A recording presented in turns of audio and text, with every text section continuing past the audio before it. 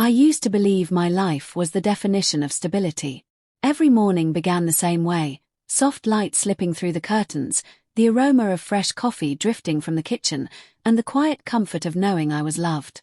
My partner and I had built what I thought was a solid foundation. We laughed over burnt toast, argued playfully about weekend plans, and spent late nights dreaming about the future. Friends called us the perfect couple. I believed them. From the outside, nothing seemed off. He was attentive, thoughtful, and remembered the smallest details about me. He'd bring my favorite pastry home without being asked, or send me a random text just to say he missed me. I told myself that kind of love couldn't turn sour. It wasn't possible. Not with him. But sometimes, perfection isn't real, it's just a reflection you want to believe in. Looking back, I can see the signs, but at the time they were invisible, buried under my trust. I remember one evening, he came home later than usual. He brushed it off with a story about traffic and a late meeting. I believed him. Why wouldn't I? That was the first tiny crack, though I didn't know it yet. There were other moments, too, subtle, fleeting. The way he'd pull his phone closer when a message popped up. The way he'd pause before answering certain questions, as if calculating the right response. I laughed it off, telling myself I was overthinking. We all guard our privacy, don't we? If there was any unease, it hid quietly in the background. I had no reason to suspect anything. Our weekends were still filled with movie marathons and long drives. He still kissed my forehead before bed, still reached for my hand without thinking. Everything about him screamed loyalty and love. Then, one morning, I found something that didn't fit. It was small, insignificant, almost laughable. A faint trace of perfume on his shirt, one I didn't wear. I told myself it must have been from brushing past someone in a crowded space. My mind didn't want to wander anywhere darker. It was easier to tuck it away and pretend it meant nothing. But deep down, something shifted. I started paying closer attention, counting the hours between his calls, noticing the new cologne he never mentioned buying, the slightly different way he styled his hair. He seemed more distracted lately, like his mind was elsewhere, but he'd still smile when I asked if everything was okay. And I believed the smile. I had no idea that this was the beginning of the end. That the life I thought was unshakable was already breaking apart in quiet, invisible ways. That one day soon, I would look back at these small moments and realize they weren't random, they were warnings. I just wasn't ready to see them. After that, I started noticing more. Not because I wanted to, but because the little things became too loud to ignore. His late nights grew more frequent, and the explanations felt rehearsed, as if he'd said them out loud before walking in the door. There was a new energy about him, restless, distracted, almost impatient.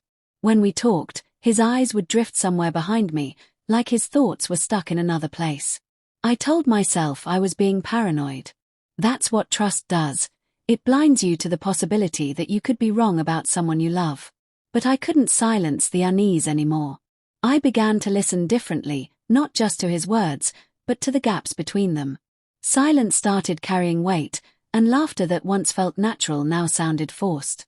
His phone became the centerpiece of my suspicion. He guarded it like it contained state secrets. It was never left on the table anymore. It followed him everywhere, into the bathroom, into the kitchen, even when he went to get the mail. He started answering calls in another room, speaking in a low voice that barely carried beyond the doorway.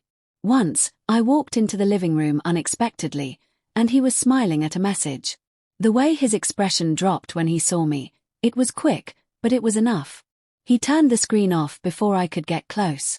I asked who it was, and he shrugged, saying it was just a friend from work. I tried to let it go, but the word just echoed in my mind for hours. I began to piece together small inconsistencies. The shirt he claimed he'd worn to the office smelled faintly of cigarette smoke, though he didn't smoke and neither did anyone we knew. A dinner receipt from a restaurant we'd never been to tucked into his wallet. Even the way he said my name felt different, like it had become a habit rather than a feeling. Still, I couldn't confront him. Part of me feared the truth more than the suspicion. If I asked outright, he might tell me. And once it was spoken, there would be no way to unhear it. So instead, I watched. I noticed patterns: who he texted late at night, the way he'd suddenly step outside to take a call, the unfamiliar cologne that clung to his clothes. One night, when he fell asleep on the couch, I reached for his phone.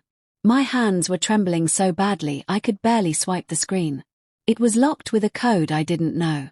That alone felt like confirmation. He had never hidden anything from me before, but now there was a wall I couldn't see past. I told myself that maybe there was an innocent explanation.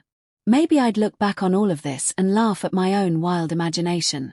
But deep inside, a voice I didn't want to hear kept whispering that the truth was coming, and when it did, it would change everything. The truth arrived on a Thursday.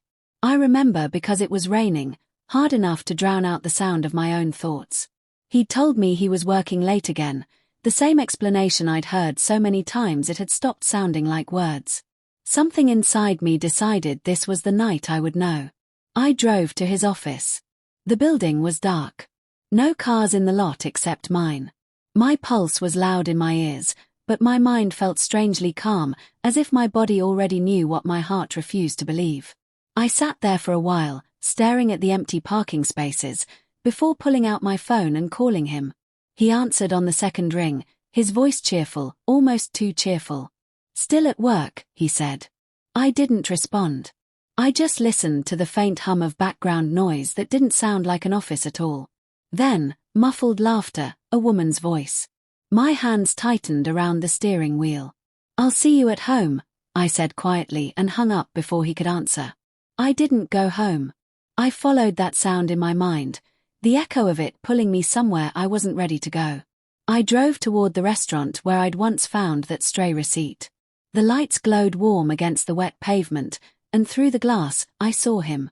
Sitting at a corner table, leaning forward with the kind of smile I thought belonged only to me. She was sitting across from him. Her hand brushed his, and he didn't pull away.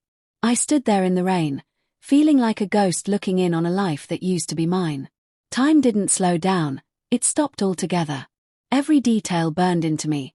The curve of her hair, the tilt of his head when he listened, the way his eyes softened in a way they hadn't for me in months.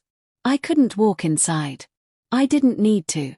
The truth was already carved into me, sharp and permanent. I turned away before either of them could see me.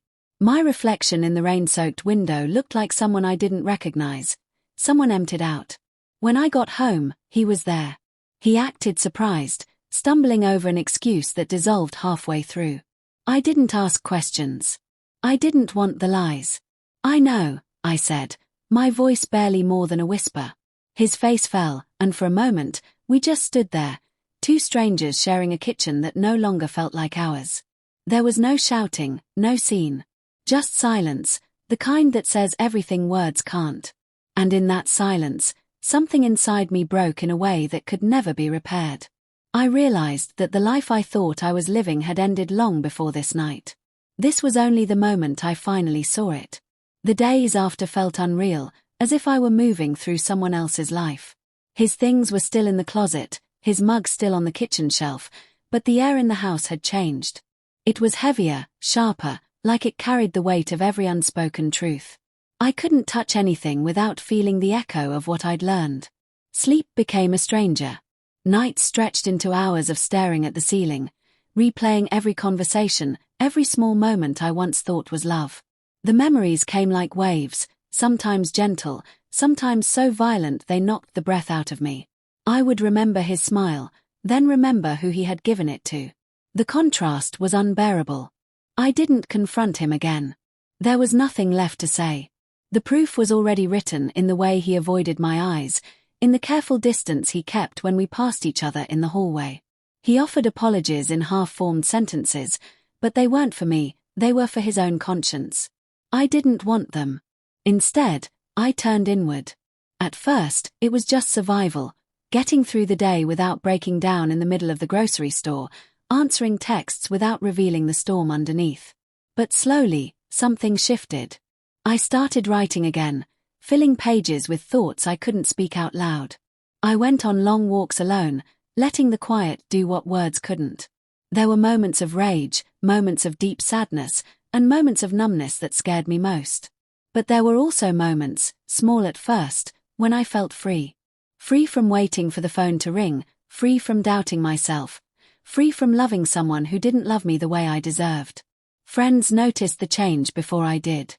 They told me I sounded lighter, even when I didn't feel it.